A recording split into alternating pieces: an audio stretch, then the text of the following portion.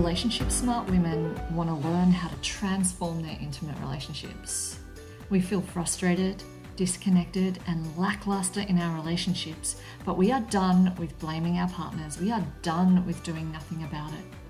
We are ready to do our bit to make things better so that we feel more connected, more alive, more truly ourselves in our intimate relationships.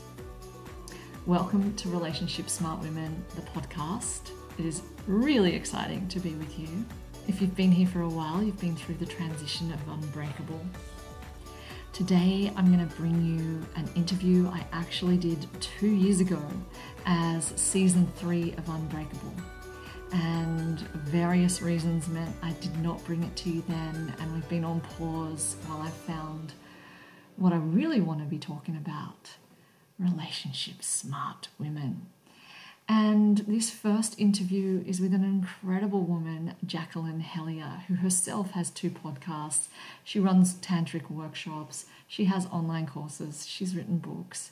She calls herself a transpersonal sex therapist. So she doesn't just look at what's going on in the bedroom, she looks at what's going on in the relationship. And this interview is a really good one. You're going to love it. The next 2 interviews that will follow this one are also some that came from 2 years ago.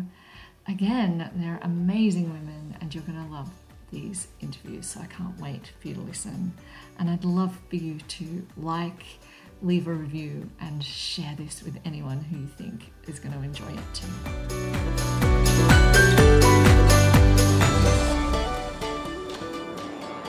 So welcome, Jacqueline. Thank you so much for being here.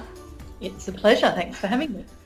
I thought we might start by just, maybe you could tell us how you got into the realm of relationship sex and love. Perhaps you didn't start off thinking that's where you would end up, and here you are. Yes, people always ask me that question, and there's a lot of different stories I can tell to say how I got to where I am. But I sometimes say that when I was a child, I always had this belief that I was going to be a scientist, a warrior, and a priest. And lofty goals. Yeah, and in many ways that's what I've done. It's been a bit roundabout to get there, but certainly scientists. I've got lots of science degrees, and I've just enrolled in another master's to go in and do a PhD in transpersonal sexology. Wow. So lots of letters after my name, mostly scientific, although some other stuff as well. Was a martial artist for many, many years. So I got the warrior, and in fact I needed to be a warrior to be able to do this work, because to try and change people's view around sexuality and so forth is it's a fight.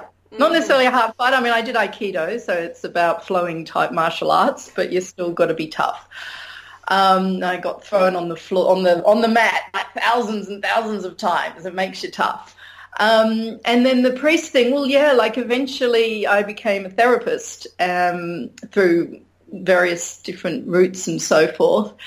And I think that's essentially what the priestly thing is. And because I'm a transpersonal therapist, I work at all levels of the being. So, the spiritual is just as important as the emotional and the intellectual and the physical.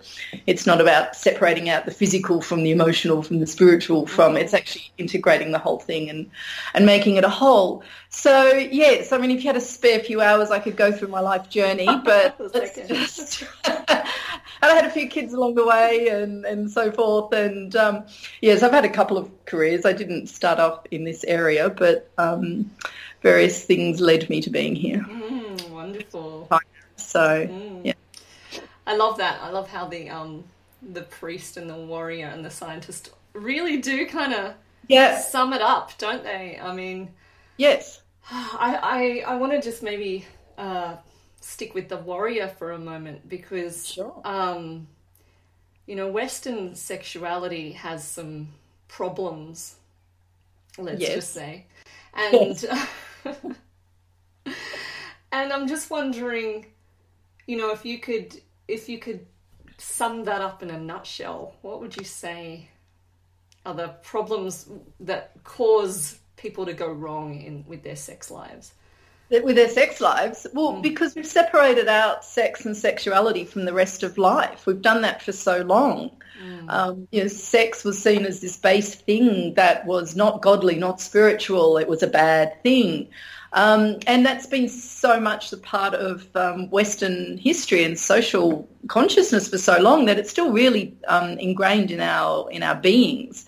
And most people have got no concept of how empowering it can be to be in touch with your sexuality, particularly as a woman, because part of the sad thing about female sexual history is that for most of our history, female sexuality was seen as subordinate to male sexuality.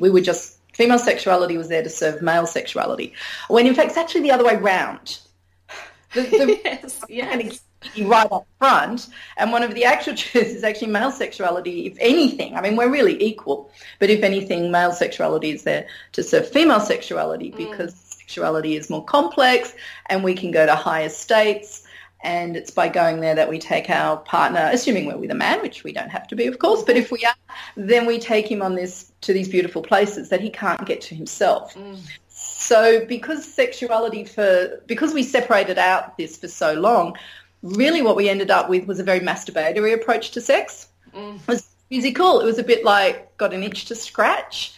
And women weren't supposed to have itches to scratch. If you did, you tended to get locked up for being crazy or burnt at the stake or stoned to death, which is what we've generally done to women historically if they had any, sexual impetus.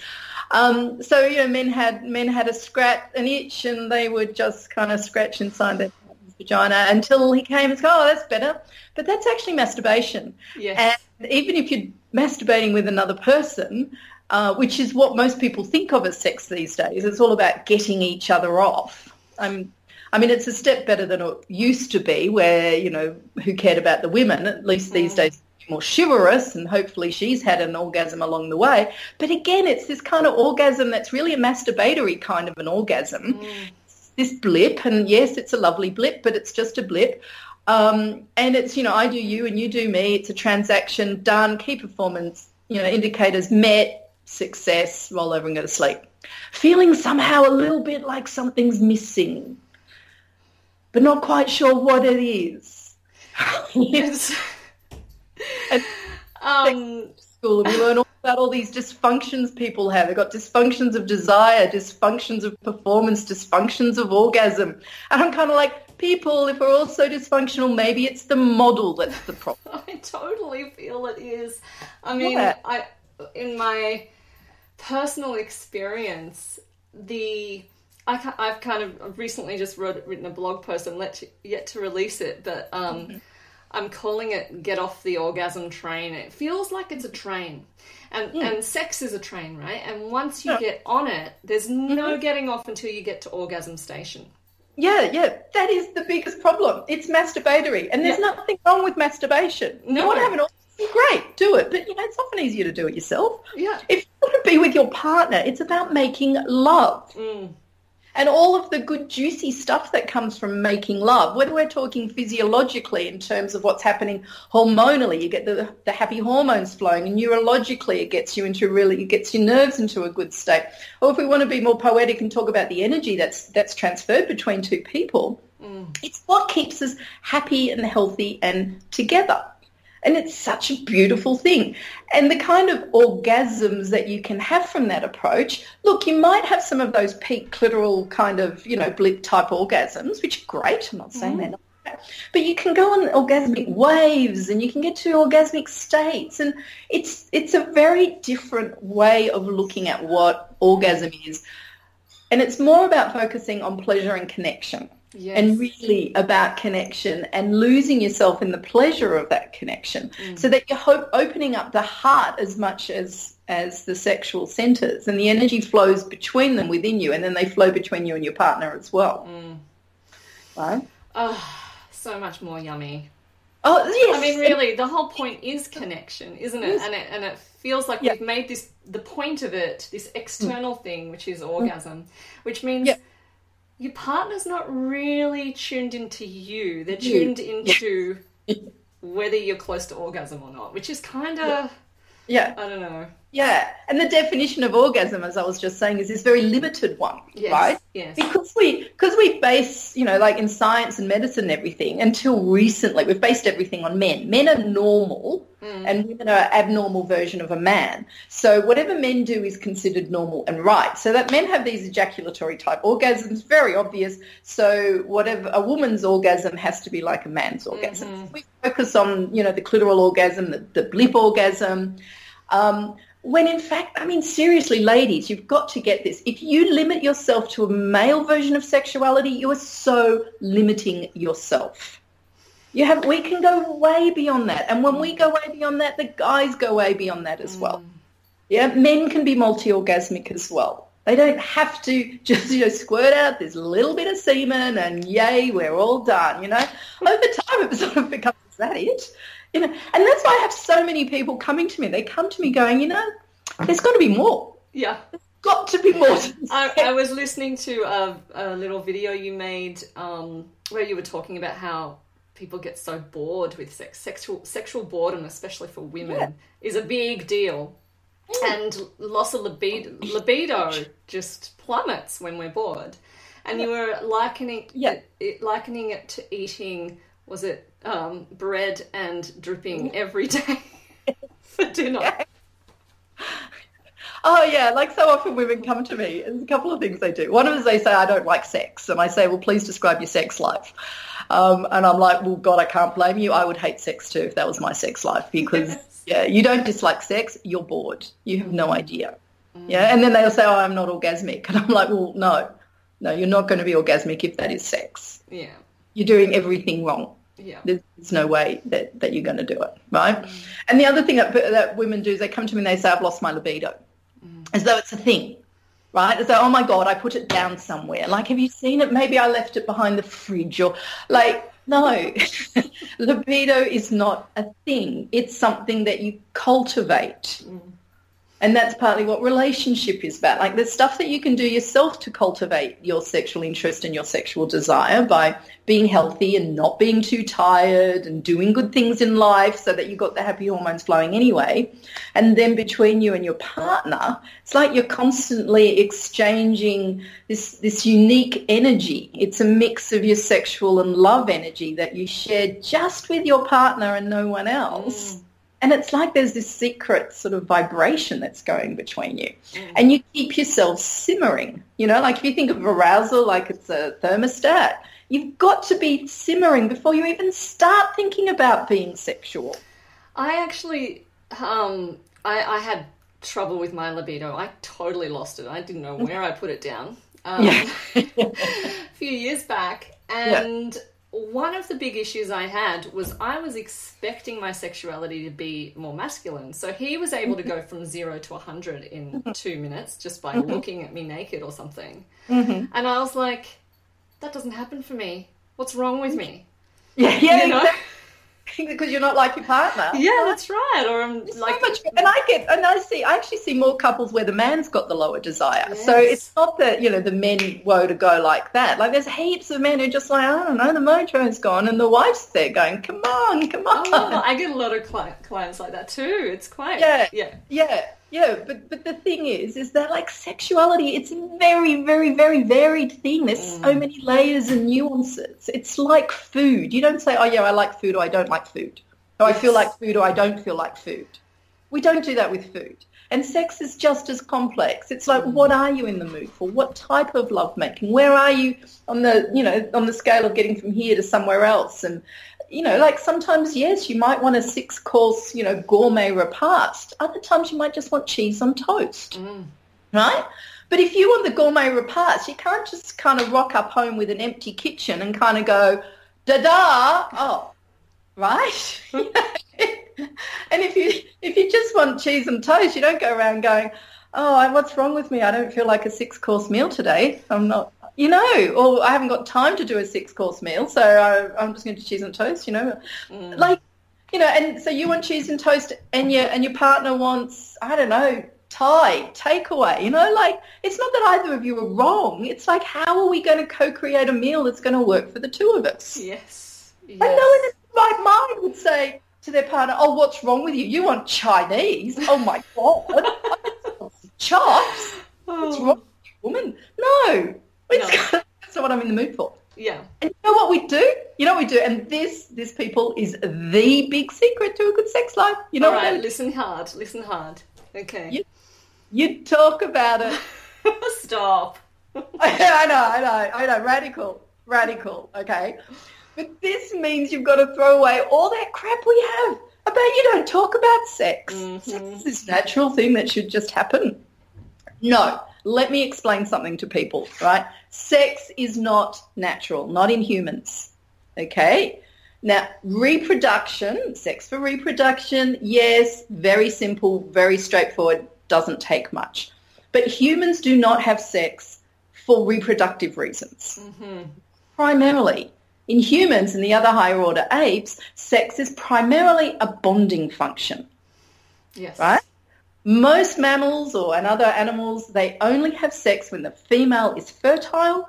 They only do it for the purpose of reproduction. Okay? But we do it to be social. Because our babies, because of our great big brain, our babies are born really, really prematurely, way, way, way too early, compared to other mammals that can totter along behind their mum or, cling to her back or whatever. No, not ours. Take 7 years before a human child, is independent and pretty safe, right, that they've survived. Or 20. Well, yeah, these days, yeah. But the thing is that a solo mother cannot raise a child on her own, or at least couldn't in prehistorical times. Mm-hmm. You needed the partner, you needed the tribe. And so that's why in humans we develop this ability to be very, very sexual. Very sexual, about most sexual species on the planet. And it's because we've got these great big huge brains. But it's also because we have these great big huge brains that we can do the sorts of things that make sex on an ongoing basis a good thing. Because it takes some creativity. It takes some communication. It's kind of like, whoa, what are we going to do with this here? Where are you at? Where am I at? Yeah. And that means you've got to know yourself. You've got to tap into yourself. And you have to be able to ask for what you want. You've got to be able to listen to your partner. Because that's what co-creation is. Without that, nah. No. You got gruel every night for dinner. Yeah. I mean, imagine if you could talk to your partner about food. Imagine if he served you eggplant every night because he loved eggplant and you hated it. And you couldn't say a thing. Sitting there eating your eggplant going, I could just God. like eggplant. And then you start thinking, I'm going to have to leave him because I don't like eggplant, and you haven't even had the conversation yet. Hopefully I'll meet another man who, can mind read me and know that I don't like eggplant. Without having to talk to him, yeah? Yeah. And because we know that, and also a lot of things that women do this all the time. They hand over their sexuality to the man. Oh, yeah. Like we put men up on this sexual pedestal as though somehow they should know our sexuality. And it's really selfish, ladies. Like, it's not fair on him and you're missing out. Life is not a fairy tale. He is not Prince Charming who's come riding in on his charger to whisk you off your feet to make perfect love to you for the rest of your life. No. Perfect love that evolves and changes with your desires. Yeah. Moment by moment. Yeah. No, he's not your fantasy projection. He is a real man. And he's probably pretty clueless about your genitalia because he doesn't have your genitalia. Right? And female sexuality is more complex than male sexuality.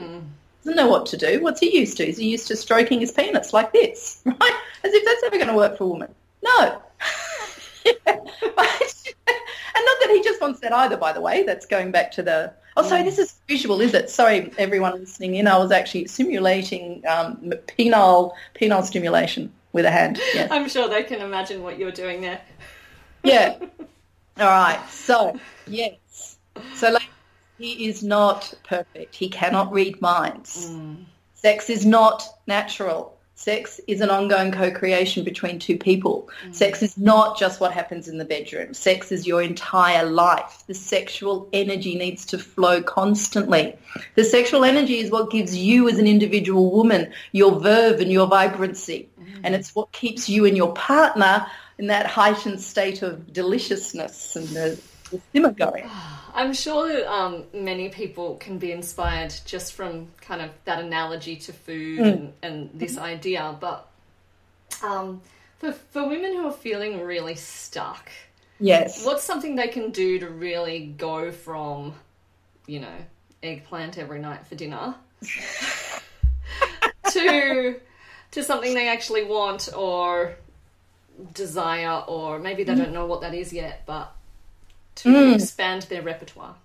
Yes. So it can be very tricky because as females, we're not brought up to be in touch with our sexuality, even these days. It might be starting to change a little bit, you know, but on the whole, we're not. So you need to actually start to give yourself permission. You need to start saying, well, what do I like? And even start something really simple like, how do you like to be touched?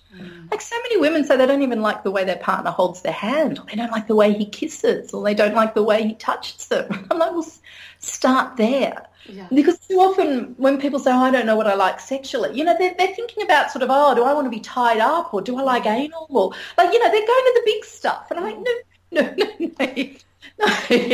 right? It's, you know, like to use a cooking analogy, it's like, you know, how much sugar do you want? How much salt? You know, are you a dessert type person? Do you know, it's, you know, there's all this stuff that that underpins the actual, what you're actually doing. Mm-hmm.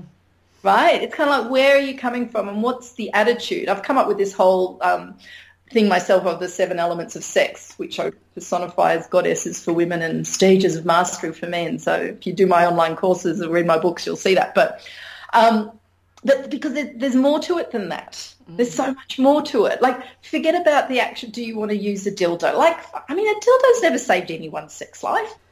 You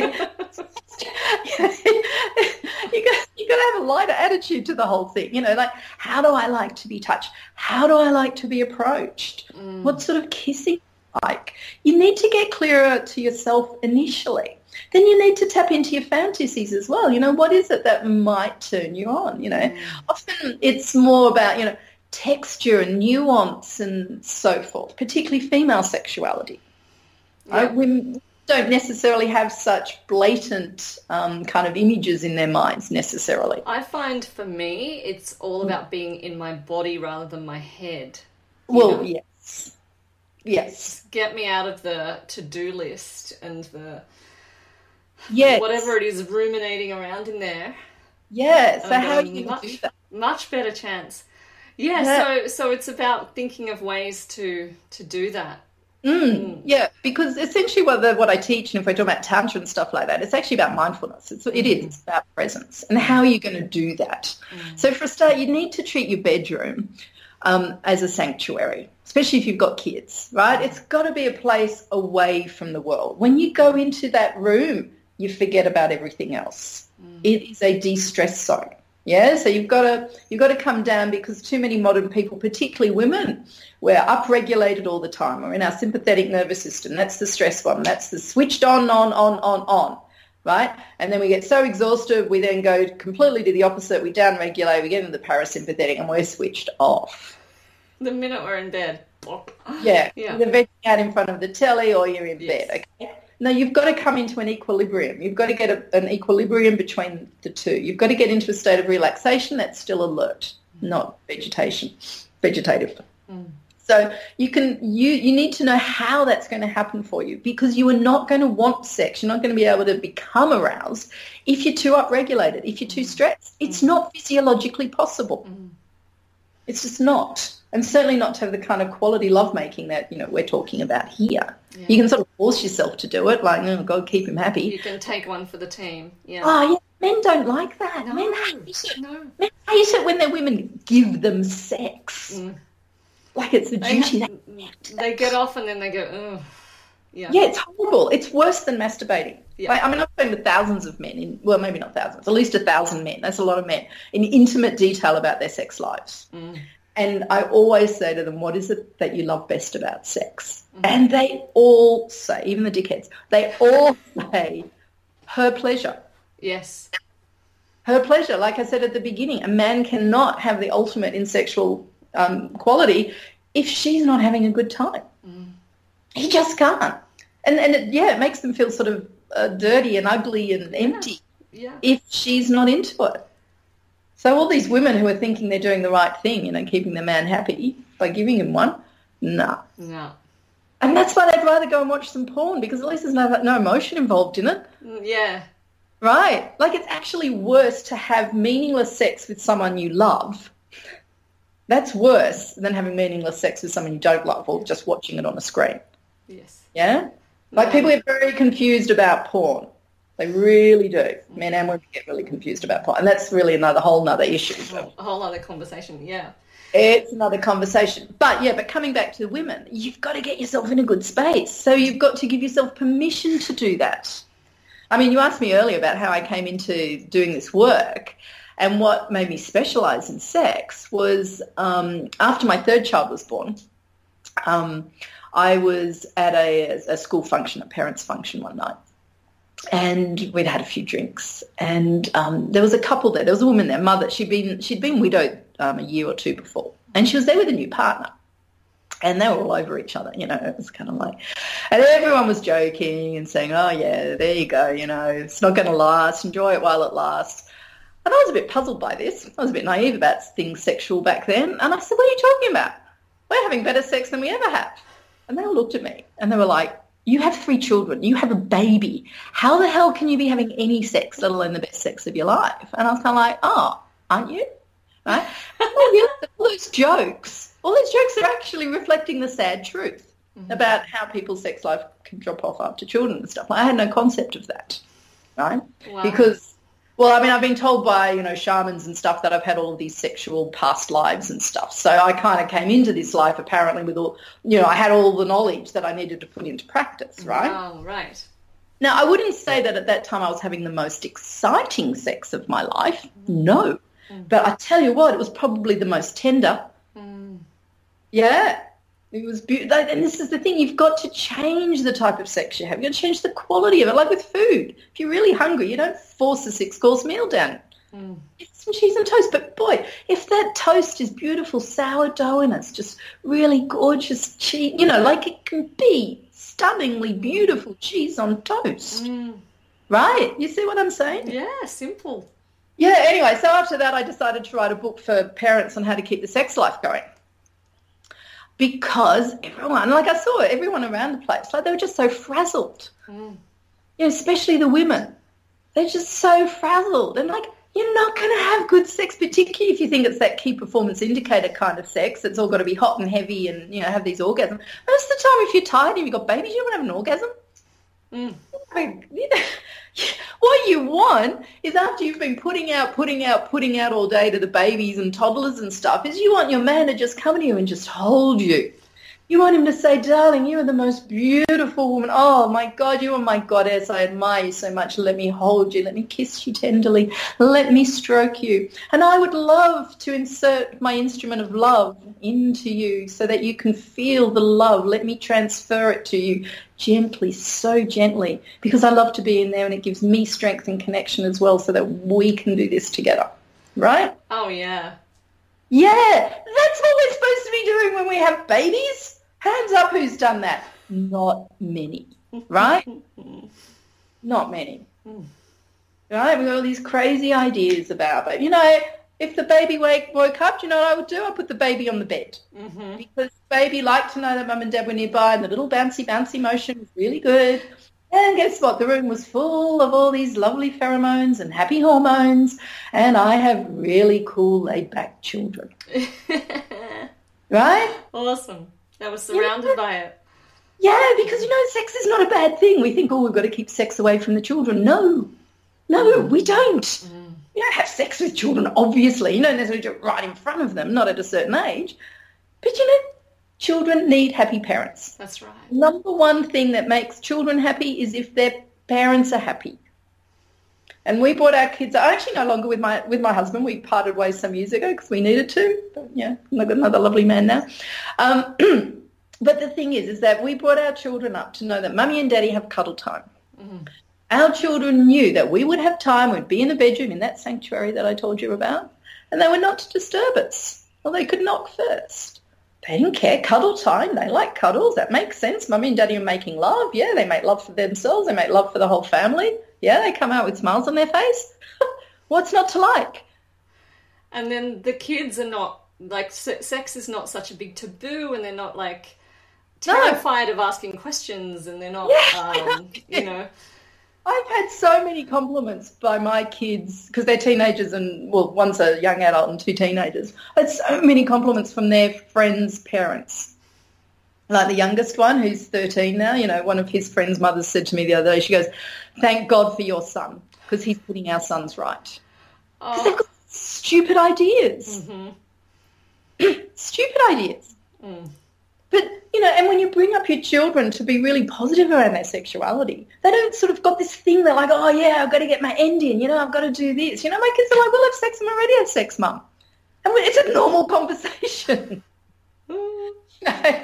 It is kind of worrying, you know, what they're going to pick up from out there, and porn being so accessible to the young kids, like, Yep. so much, I don't know, so much messaging that's damaging. It is. And you know who needs to set them straight on it? Their parents. Yeah. Because schools can't do it. Schools can only do it to a certain extent. I kind of believe as well that you kind of need to get in there before the peers. You can't be just responding to, "Oh, so-and-so told me this." You have to get in there first and have some kind of a belief system going before the peers. Yeah. I remember when my eldest was 5, and he's 21 now. When he was 5, he came home from school one day and he was going, "Oh, Mum, Dad, what do you do? What? Do you, you know, like it was this really sort of naughty thing." And we looked at him, we just calmly said, "You know, yes, that's cuddle time." And the look on his face, he was so bewildered. He could not reconcile in his little brain this lovely, normal cuddle time with this clearly naughty, bad sort of, you know, we've got to, you know, chuckle about it. Yes. He couldn't, and I was just like, thank God he understands cuddle time. Yeah. Right? And so by the time they get older and, you know, and then there is porn, because they are watching porn, whether you want to admit it or not, your children are watching porn. And if you don't give them good quality values and good education around sex, they will pick up the porn ones. Oof, yeah. And, yeah, right. And porn is not designed for 12-year-old brains. No. It's designed for adults who have the ability to put it in context. It's not real. It's entertainment. A little bit is fine. It's like the girl's not really enjoying it.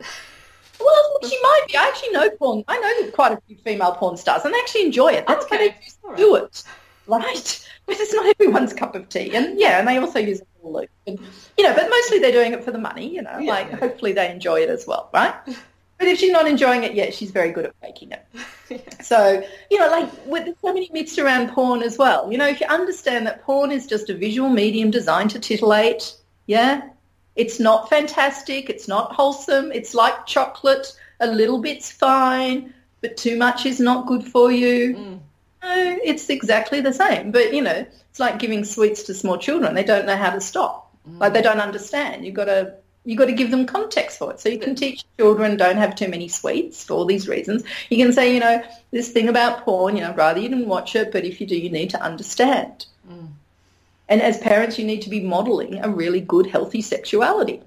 You got to be comfortable about it. You got to be comfortable in your own skin. The kids have got to see that, you know, because what they need to learn is that difference between that very just, you know, physical, masturbatory, like let's just get off kind of sex, and sex as the creation of a loving connection. So if your kids see you and your partner having a loving connection, and they will sense, because you can always sense a couple who, you know, they've got that little extra something.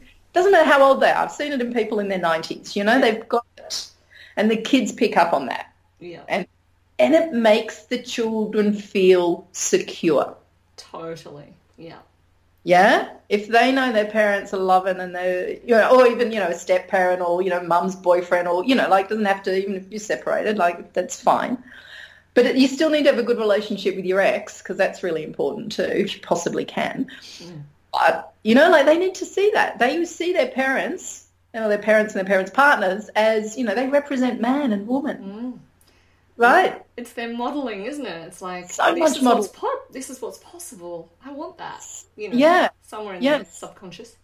Yeah, well, if it's good, and if it's bad, then they don't have a model as to, well, what should I be doing? And then they'll go and, you know, eat chocolate and sweets and watch porn to comfort themselves. right? So a lot of people fall into using porn, especially men, because it's comforting. It becomes comfortable, you know. And like a lot of women don't understand how that could be comforting.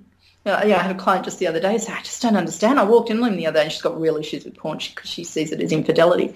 And she said he wasn't even looking at it. He just had it on in the background. I don't get it. That's weird. It's weird. What's his weird fetish? There's some weird fetish thing. I'm like, no, it's comforting for him. Yeah. Right?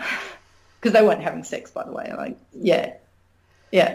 And so, coming back to the porn thing again, very complex. Very complex.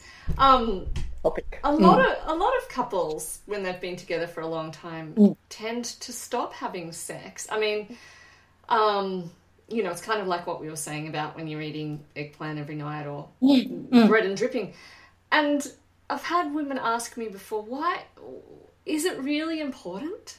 Is it really important that we still have sex? And I'm like, yes, it is. But I'd love to hear your version of that. Look, there's a small proportion of the population who are asexual and really just don't feel the need for it. And there's some people who sublimate their sexuality and channel it into other areas. So, yes, look, it's not like food. We can't live without food. We can live without sex. But the question is more, well, where's your vibrancy? Where's your zest? Because a lot of the people you hear saying, oh, I don't feel like I need sex anymore, when you look at them, they're pretty darn flat. You know, like there's not a lot going on in life. Or they sort of kind of put all their effort into their children or something, and then what's going to happen when they leave home? Or, you know, like, yeah. And often it goes hand in hand with disconnection, doesn't it? I mean, connection kind of does naturally flow into sex. Yeah. So yes, absolutely. So when, certainly when I work with people, we're never talking just about sex. Occasionally, if they've already got a really good connection and they just want to know some stuff about sex. But generally what we're looking at is all the stuff that leads to sex. It's all about how do you connect in this way? How do you access your sexual energy so that it actually becomes this powerful transformative energy in your life?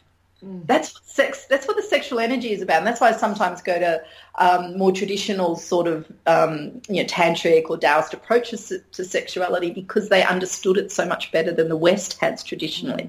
We're starting to understand it, but only just starting to understand it. So, like my own field, I call myself a transpersonal sexologist. Like there must be 3 of us in the world. You know, like all the other sexologists are out there still thinking, oh, you know, is the erection functioning well? Good. Is she lubricating? Fine, jolly good. Off you go. I'm like, no. You know, and just kind of, and it's all based on statistics. So it's kind of like, well, if most people aren't having sex, then that must be normal. And I'm like, well, we don't do that in other parts of health. We don't sort of say, well, most people are overweight, so that must be normal and it's okay. We don't have to worry about it. Right? The research hasn't even been done on what the positive benefits of sex are, really. Yeah, a little bit, but not much, not really.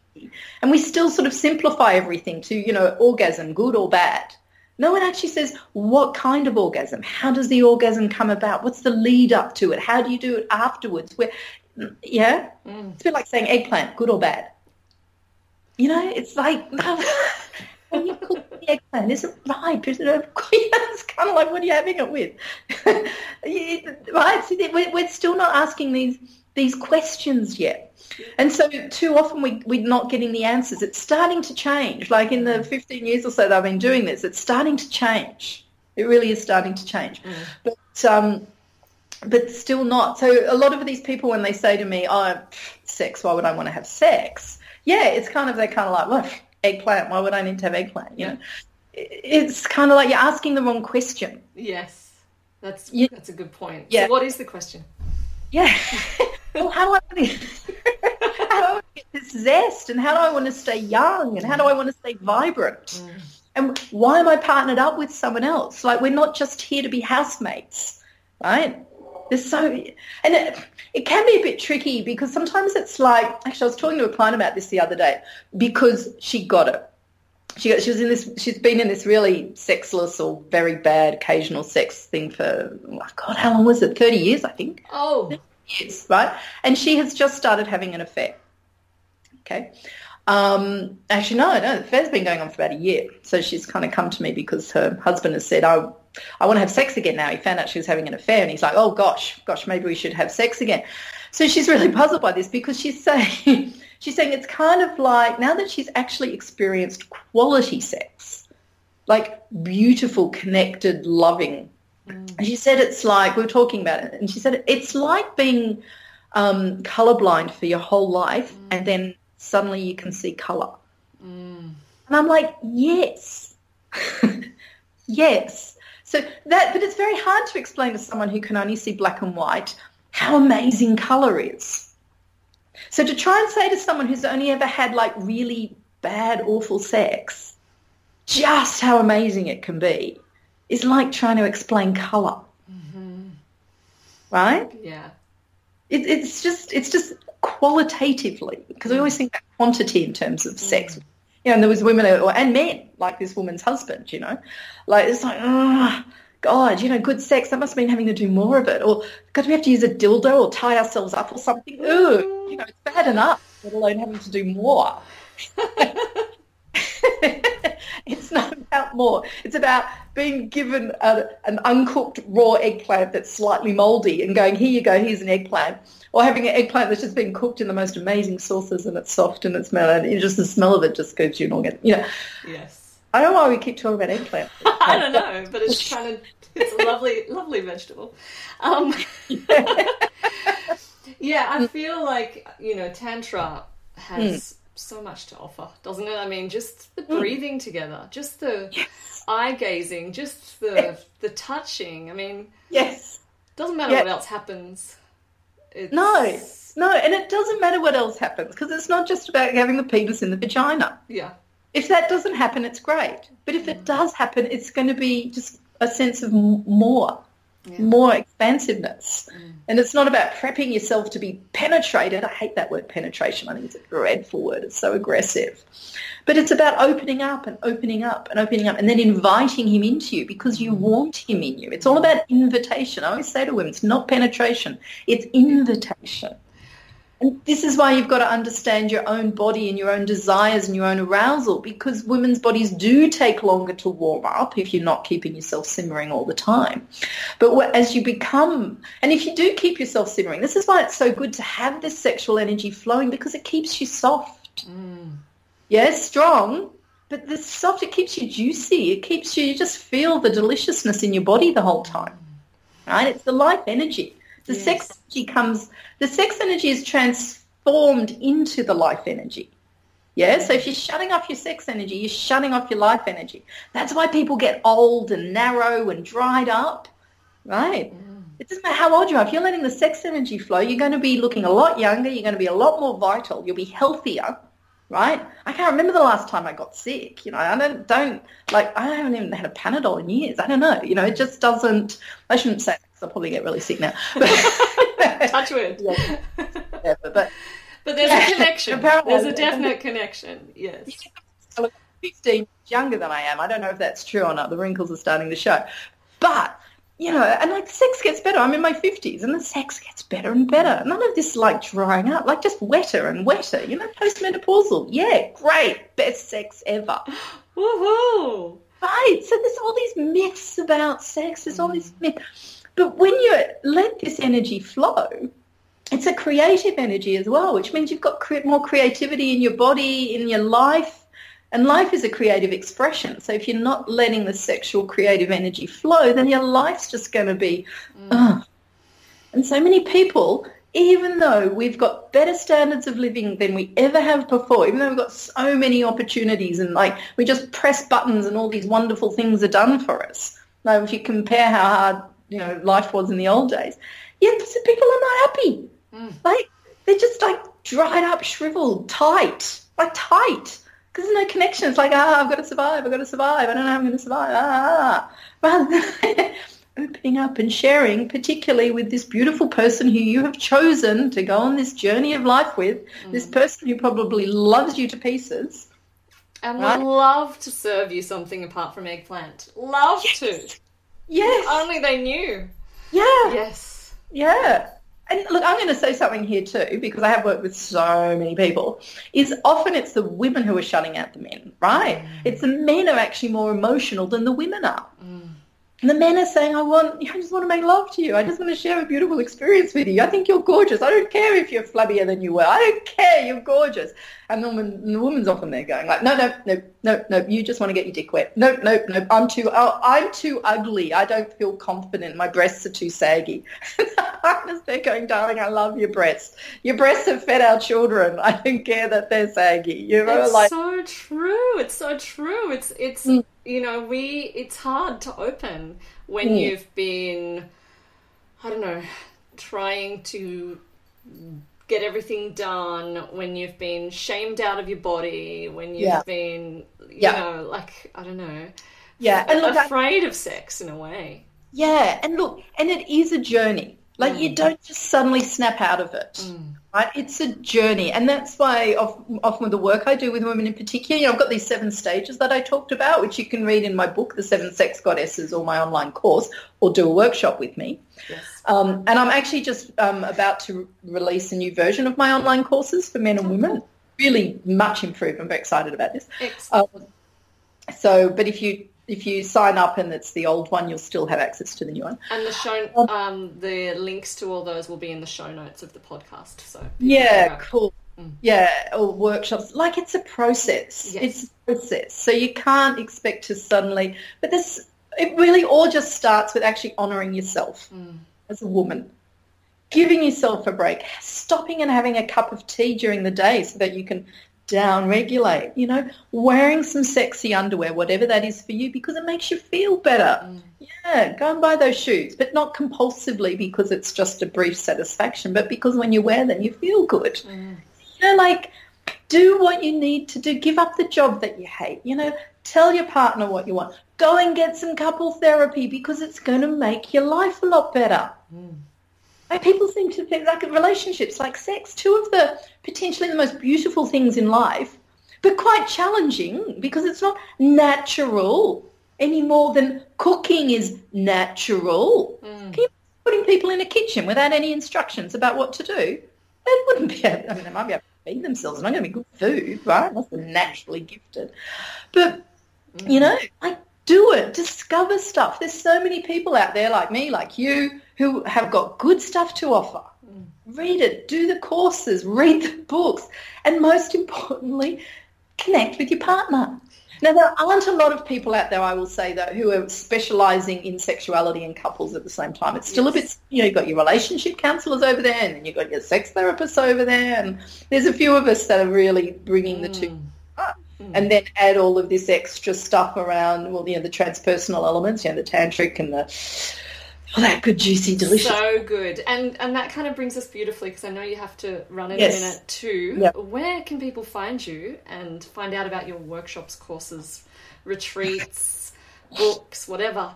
Well, all on my website. All on the best place. Yeah. Like, there's a lot on my website. So if you go to my website, take your time to look around. You know, it's not a simple website. But yes, so I do 2-day women's workshops in Sydney, and I do really beautiful couples retreats in the Blue Mountains and in Bali. But there's online courses, there are books, there's a blog with over 300 articles on it. There's my YouTube channel, it's got masses of videos, and I've got 2 podcasts on iTunes, and there's probably lots of articles and talks I've given as well. They're all up there, and whether you want free stuff, and I go out of my way to offer a lot of free stuff because not everyone can afford it. But look, ladies, just for a start, go and buy my book, 7 Sex Goddesses. It's like $14 or something. It's digital. So, I mean, it's a really good start, and and it's a beautiful journy. Like, there's nothing quite like feeling empowered in yourself. Yeah. Never going to feel empowered if you don't address your sexuality. Yeah. You're just not. And actually feeling uncomfortable in sexuality or in that area is just an invitation, really, isn't it? To just go grab that book or go see someone and start exploring. Like, people think it's scary. It's not scary. It's actually not scary once you actually do it. Like, when people come and see me for the end of the first session, invariably people go, "Oh my God, what a relief!" Yes, I've had that for 12 years and never mentioned it to a soul. And yeah. You know, just start opening up, start talking, because it's a beautiful thing. It's a beautiful thing. It's like food. It's as beautiful as food is. If you don't like food, well, okay, maybe you're asexual, but some people are, right?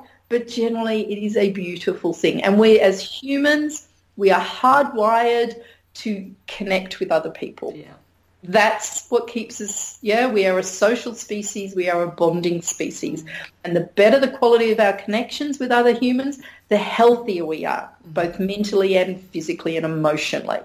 And the primary relationship with a significant other, when we're kids, it's with our parents, and as adults, it's with our significant other. The better the quality of that, the healthier and happier we are. Yeah, the most fulfilling thing in the world, which is why we do this, hey? Indeed. Here's a little snippet of what happened after I'd said goodbye to Jacqueline, but we kept talking, and we're talking about how to stay juicy with our busy, hectic lives. Right? So rather than sort of going, oh, God, I've got to do all of this stuff, how can I stay juicy? Yeah. How can I fit that in? It's kind of like, no, you've got to start with that, right? That's got to be the base level thing. You've got to be putting those things into your life, right? And then if you notice the juicy factor is kind of diminishing, then you're kind of like, well, we'll do less of that. Do you understand what I'm saying? I'm not sure. Are you saying that you start with doing the juicy things? Yes. So that's like maybe having a rest, doing some dancing, using your jade egg, whatever it is.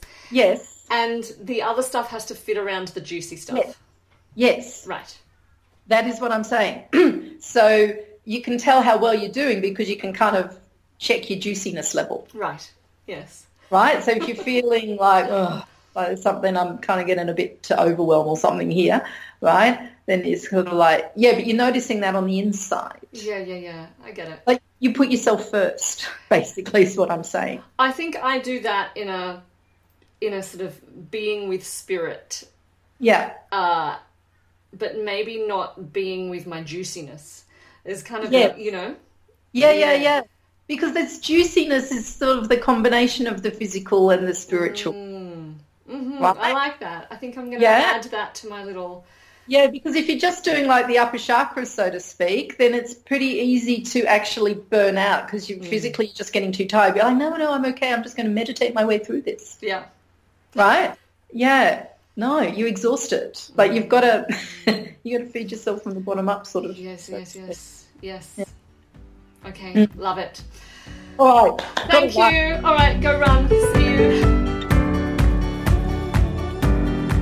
If you enjoyed this episode, I would be so grateful if you could take a moment to leave a review and rating over at iTunes. Or just share this episode with someone who you think would really benefit from hearing it. If you need more support in your relationship, I have online workshops, courses, and one-on-one sessions available with me over on my website, www.NicoleMatheson, that's Mathieson.com, where you can also find the show notes for this episode. Thanks for listening. Until next time, bye-bye.